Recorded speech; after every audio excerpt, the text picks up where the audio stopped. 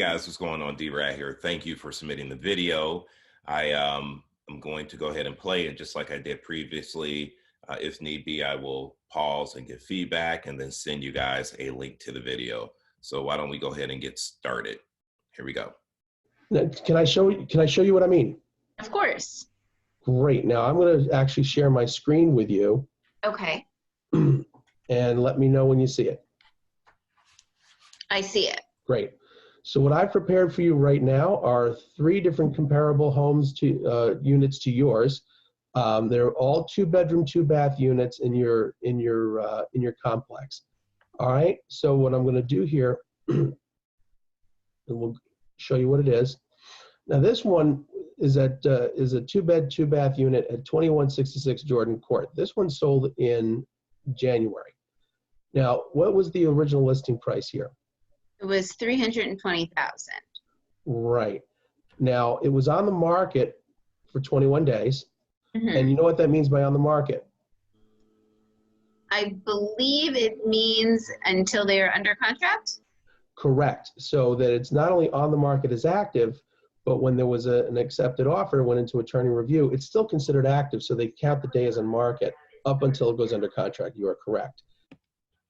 Hey, so Seth, I just wanted to say 2 things. Number one, I like how you're engaging the seller and asking, do you know what days on market means? You're making them part of the conversation and you're not just telling, you're asking questions. Also, when I was doing this example in class, I was using the stamp and it caused too much of an issue and kind of slowed up my presentation. So I love how you're just kind of highlighting the area with your cursor. I think that works fine. And what a great solution to pinpointing the areas that we want to focus on in the listing presentation. Good job with that. And this sold $312,000. Right.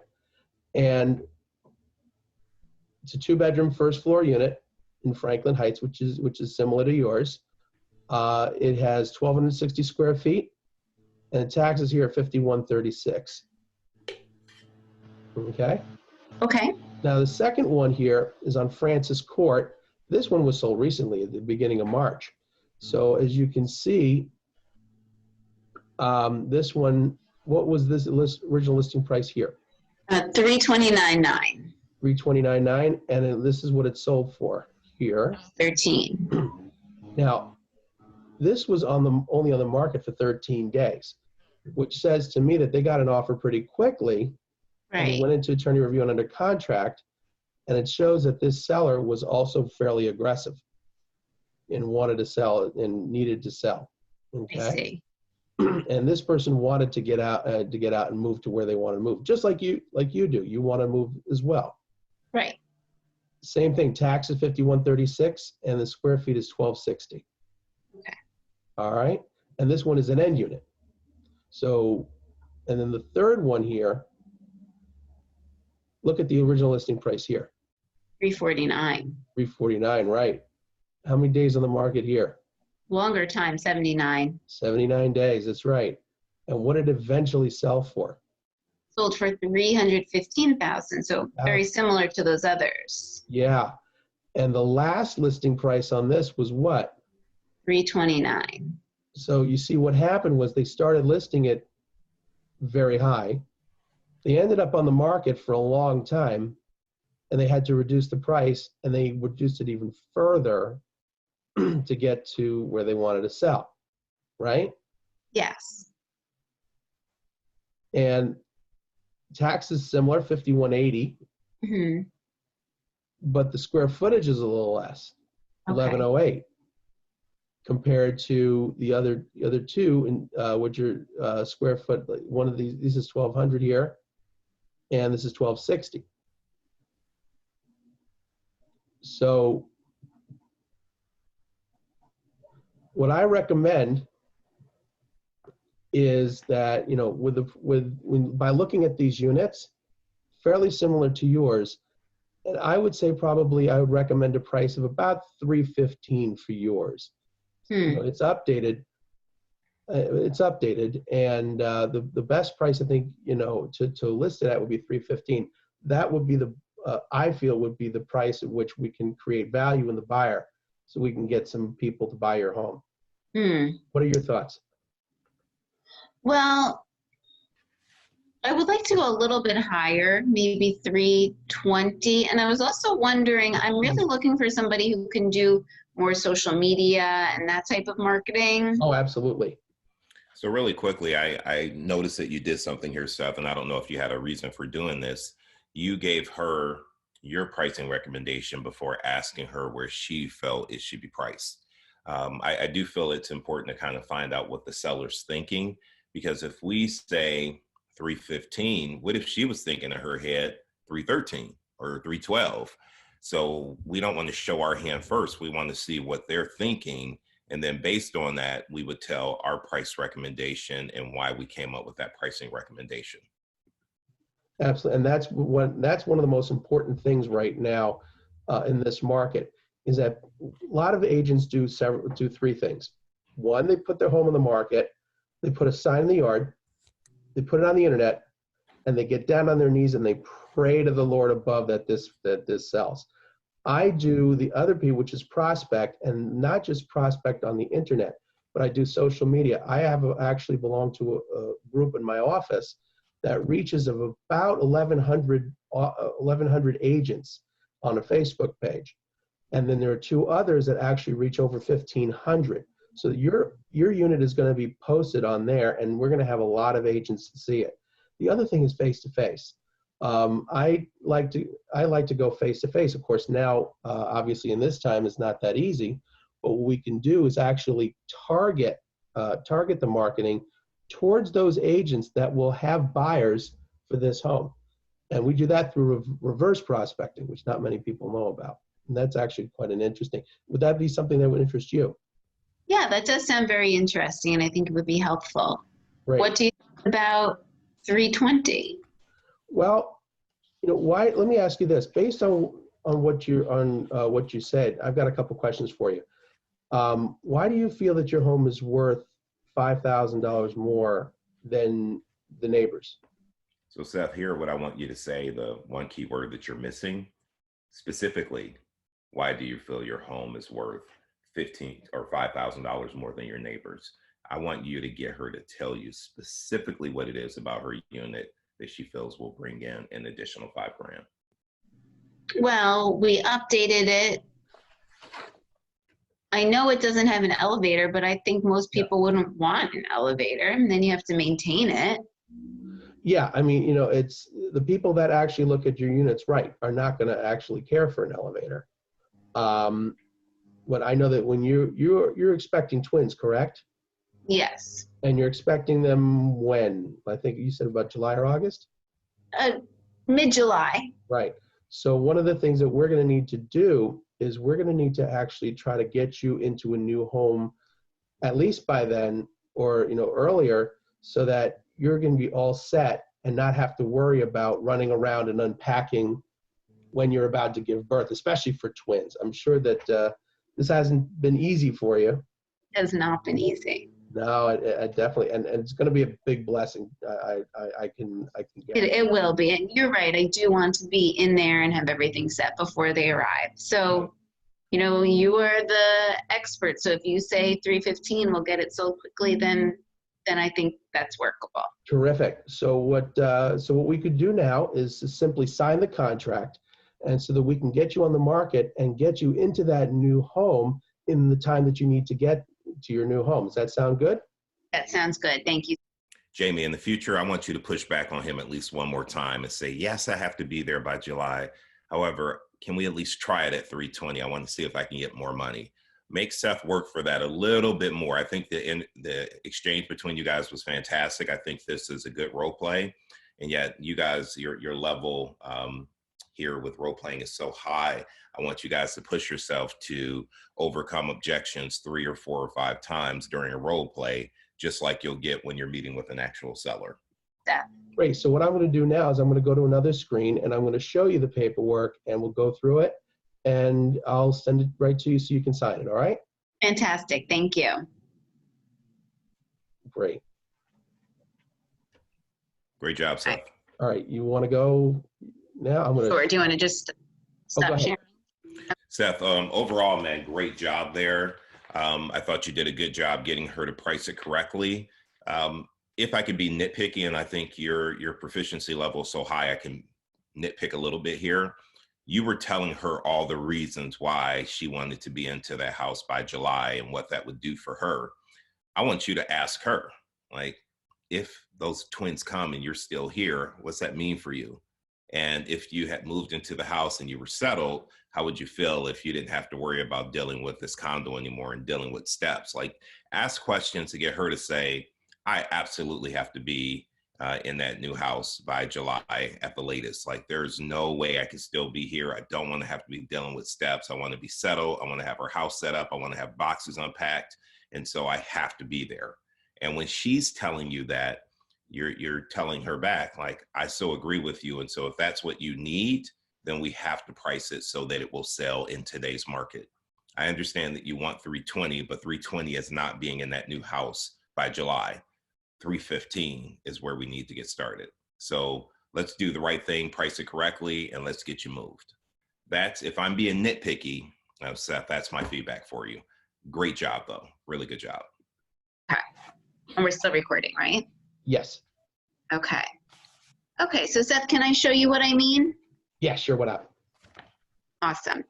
So I have some comparables that I pulled up of homes that sold recently in Wyckoff. Okay. And I'm going to share my screen with you so that you can see them as well. Let me know when you see it. Now I see it. Great.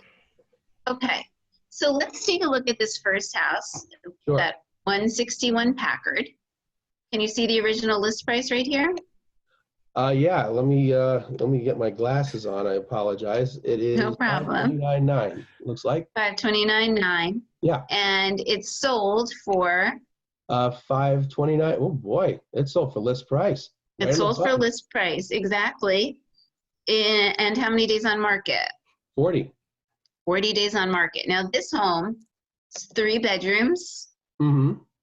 2 baths. So Right. similar to yours in that it has the same 2 bathrooms. Yeah.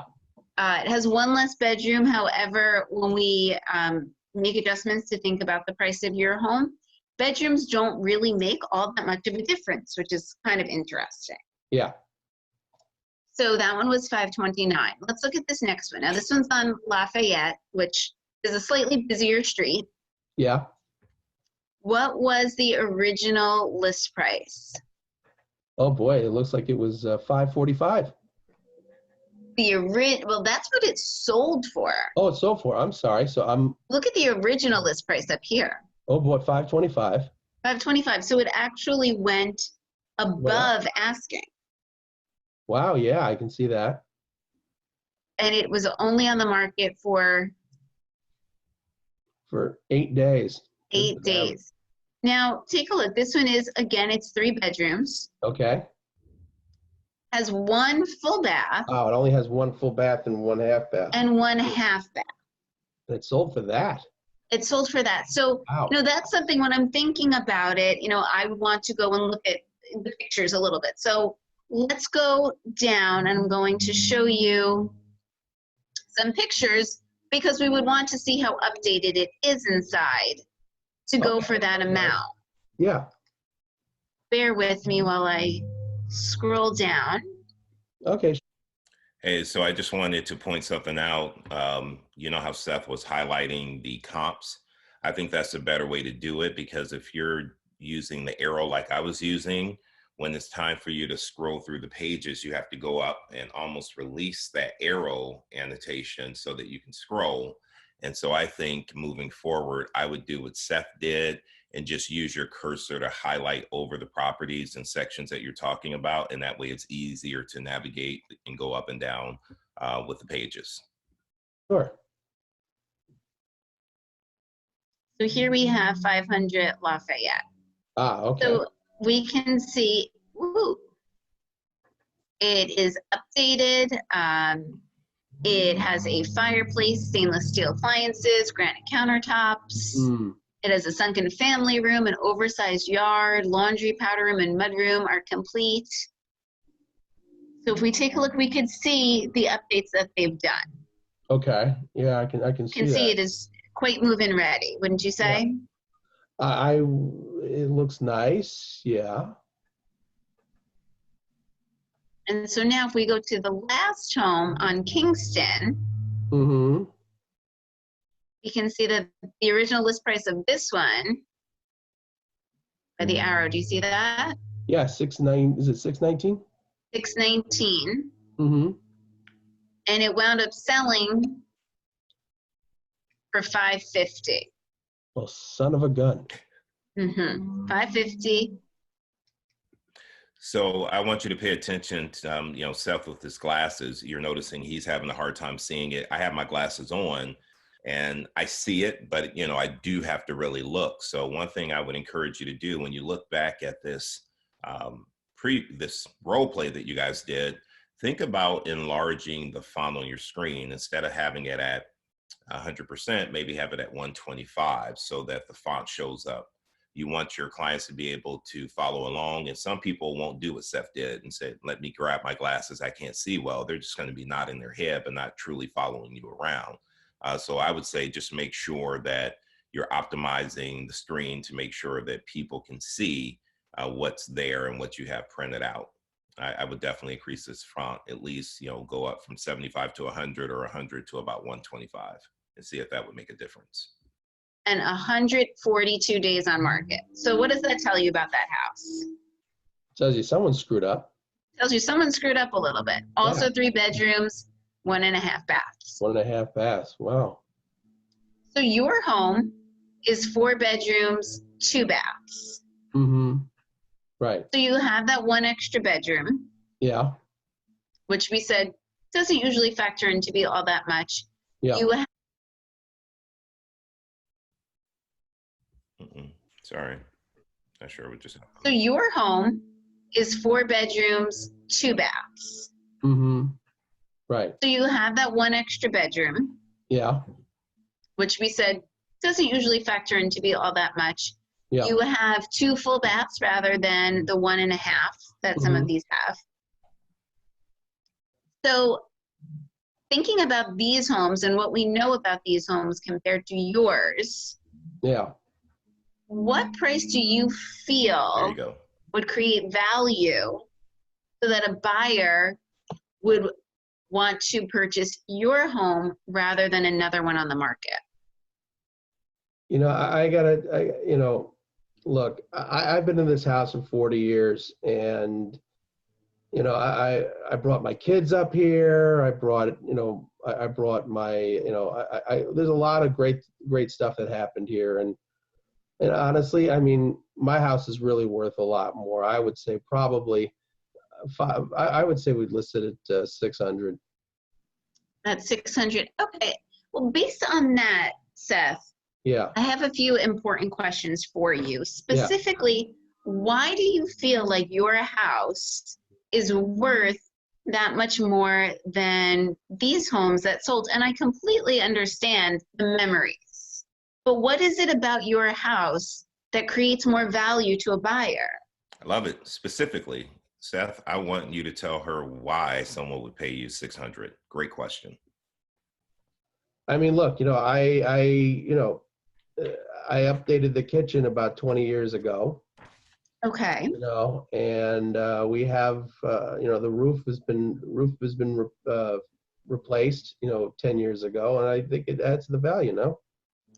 Well, a home that has a kitchen that's 20 years old, would you say that that's newly renovated?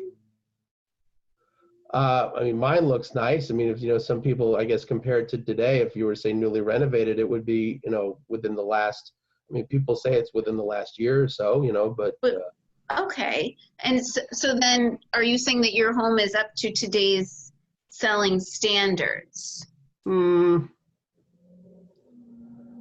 I don't know. I mean, everyone does need a kitchen, correct? Right. Yeah. Yeah. Everyone does. Everyone does have a kitchen. Yeah. Right. And many homes do have kitchens that are 20 years old. Yeah, I guess. And now you told me that you are moving to North Carolina for a job. Yes, yes. Is that correct? Yeah, I'm moving. Going to North Carolina. I got a new job, Mhm. and I do have to move there. Yeah. Right. And if the home isn't sold, your wife and kids have to stay here while you go there. Isn't that true? Yeah, my wife is going to stay here with the kids, at least finish out the school year, and then they're going to move down with me to North Carolina. I really have to go down there. All right. So I just have to stop really quickly because, and forgive me if you end up covering this, but I wanted you to really stay on what he was talking about in regards to his kitchen having value and being 20 years old. You know, if you look in the booklet and you look at page number 14 right at the top, section 18, Steph, let me ask you a question. If a buyer wants to buy your home, but they plan to get rid of your kitchen the moment they buy your home, how much is it worth then? It's worth nothing. Well, exactly. And I'm sure you would agree that a kitchen that's 20 years old, most people who are going to buy this home or looking to buy a home are either looking for a house that has an updated kitchen already, or they plan to update the kitchen when they buy it. Would you agree? And if he's being honest with you, he's going to agree. And so then I would take him to the comps that show more of an updated kitchen and say, look at what these homes sold for. And this kitchen was updated. So if a buyer is planning to buy a home like yours, and we know that they're going to tear that kitchen out and put in the new one, can we actually charge $600? Like really get him to see the logic behind pricing it, you know, just like you would price a car. It's based on price or based on the features and benefits. Well, he doesn't have the features and benefits a buyer's looking for. So he would have to lower his price so that they could feel comfortable buying his home and putting in their own kitchen. So it's that conversation that I would love to see you have to make him understand that in the eyes of a buyer, his kitchen doesn't really have a lot of value. All houses need a kitchen, like you said, and yet his doesn't have any value where someone would pay more. And now, if you had the choice of having your family with you the entire time or having to live separately, which would you rather? Yeah, I definitely would love to have my family with me.